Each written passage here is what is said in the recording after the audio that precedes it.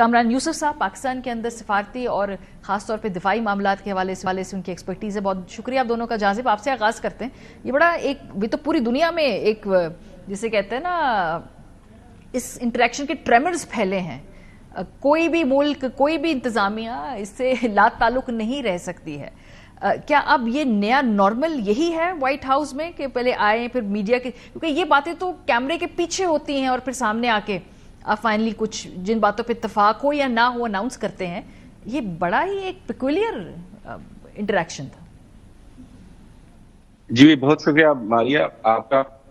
देखिए white house different तो है, लेकिन इतना डिफरेंट नहीं कि ऐसी ही हर मुलाकात होगी। मैं खुद वहां मौजूद था इस पूरी मीटिंग के दौरान व्हाइट हाउस के अंदर। देखिए थोड़ा सा बैकग्राउंड जानना जरूरी है जो कुछ उस मुलाकात में हुआ।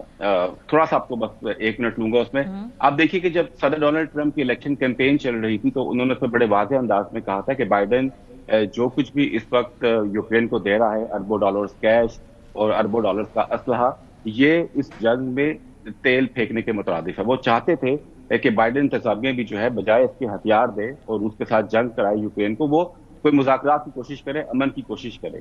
और जब वो इक़्तिदार में आ गए डोनाल्ड ट्रंप, और आपको याद होगा उन्होंने ये कहा था इससे पहले भी कि वो अगर इक़्तिदार में आए तो वो इस जंग को खत्म कर देंगे। उन्होंने ये नहीं बताया किस तरीके से, ये जरूर कहा था कि वो इस जंग को खत्म जरूर कर देंगे।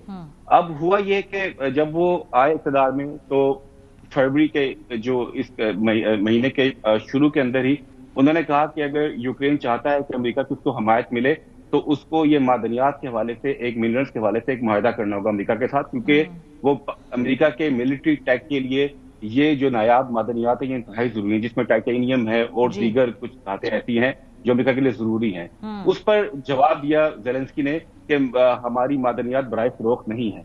फिर डोनाल्ड ट्रंप ने एक और बयान दिया, उन्होंने कहा कि ज़ेलेंस्की एक डिक्टेटर है, जिसके जवाब में ज़ेलेंस्की ने कहा कि डोनाल्ड ट्रंप एक मिस इन्फॉर्मेशन के अंदर, रशिया की मिस इन्फॉर्मेशन के अंदर रह रहे हैं। तो ये पहले से ही इख्तलाफात एक दूसरे के साथ चल रहे थे। और फिर सबसे बड़ा एतराज ज़ेलेंस्की को ये था कि सऊदी अरब के अंदर अमेरिका ने रूस और यूक्रेन जंग रोकने के लिए मुज़ाकरात किए, जिसको एनबीएस ने होस्ट किया, और उन मुज़ाकरात में सिर्फ वज़ीर ख़ारजा मार्को रूबियो और डोनाल्ड ट्रंप के दीगर आला हुकाम मौजूद थे। ना तो यूक्रेन की पार्टिसिपेशन थी, ना ही यूरोपीय यूनियन की, जिस पर यूरोपीय यूनियन को भी एतराज था और ज़ेलेंस्की को भी एतराज था। और डोनाल्ड ट्रंप ने फिर उस मुज़ाकरात के बाद ये कहा कि यूरोपीय यूनियन की तख्लीक तो हुई अमेरिका को कमजोर करने के लिए थी और यूरोपीय यूनियन इसमें कामयाब भी हुआ, लेकिन अब ऐसा नहीं होगा और यूक्रेन की जिम्मेदारी जो है, सलामती की जिम्मेदारी, वो यूरोप की है, अमेरिका की नहीं। तो ये बातें थी जो काफी नाराज कर रही थी ज़ेलेंस्की को।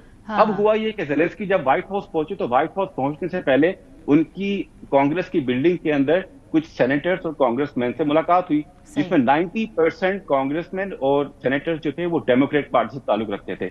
उन्होंने जरूर कोई थोड़ा बहुत हवा भरी कि भाई आपको जाओ अपनी बात पे डटे रहो, लेकिन ट्रंप जरा डिफरेंट किस्म के आदमी, आपको उनके मुज़ाकरात के लिए तो डिफरेंट एटीट्यूड करना पड़ता है। अब आप ये देखिए, जब वो दरवाजे में दाखिल हुए, डोनाल्ड ट्रंप ने उससे हाथ मिलाया तो हम सब वहां मौजूद थे, हमने देखा कि डोनाल्ड ट्रंप ने उनको बड़ी हकारत की नजर से देखा ज़ेलेंस्की को, उनको कहा कि तुमने तो जबरदस्त कपड़े, बड़े अच्छा ड्रेसअप हुए वो। हालांकि वो एक टी शर्ट पहनते हैं, काले रंग की एक पजामा पहन के हर वक्त फिर रहे होते हैं जंगी लिबास के अंदर, और जिस पर ज़ेलेंस्की को बड़ा हमने देखा उनको बड़ी नागवार गुजरी ये बात। और फिर जब वो ओवल ऑफिस के अंदर गए, देखिए ओवल ऑफिस का रूल ये होता है कि जब ओवल ऑफिस से मुलाकात आपकी होती है तो अमेरिकन मीडिया का एक पूल होता है जिसमें सिर्फ अमेरिकन मीडिया होता है। उसमें 4 से 5 अमेरिकन मीडिया होता है और 4 से 5 सहाफी होते हैं जो कि मेहमान जो लीडर होता है उसके साथ होते हैं।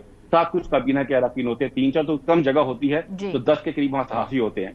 और वहां पर जो है जिस तरह की गुफ्तगू तो देखिए बड़े आराम से शुरू हुई थी, बातचीत शुरू हुई। मेरे ख्याल है कहीं ना कहीं ज़ेलेंस्की जो है ना, he couldn't read the room also. Kamran, ये कल की इस इंटरेक्शन के बाद और यूरोप के रद्दअमल के बाद क्या हम देखें कि भाई अमेरिका जो फ्री वर्ल्ड की लीडरशिप के तौर पे माना जाता था, अब ये डायनामिक चेंज हो जाएगी? It's over.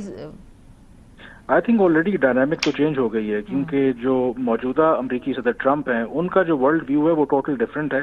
वो बिलीव नहीं करते जो 80 साल एक यूरोप और अमेरिका का इत्तेहाद है। और अगर आप अभी तक जो 5 हफ्ते उनको हुए हैं, बड़ी एक आयरनी भी है कि उनकी जो अप्रोच है टूवर्ड्स जो अमेरिका के एलाइज हैं, उनकी अगर आप बात करें तो बड़ी उनके खिलाफ हॉस्टाइल है और जो अमेरिका के हमेशा से एडवर्सरीज रहे हैं जिसमें रूस और चीन शामिल है, उनके साथ वो अपने ताल्लुकात बेहतर करना चाहते हैं।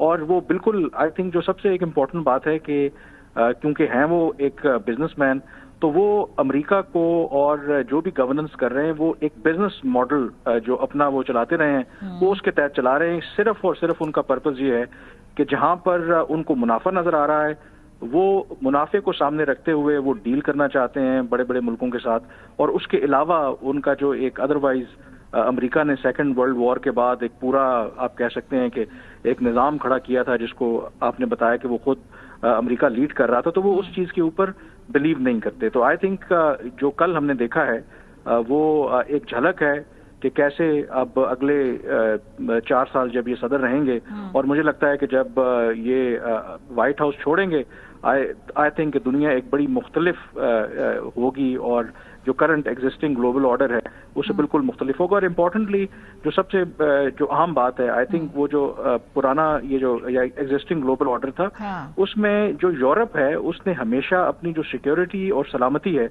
वो अमेरिका को दे दी थी कि अगर हमें कोई भी थ्रेट होगा रूस से या चाइना से तो अमेरिका आकर के हमें बचाएगा।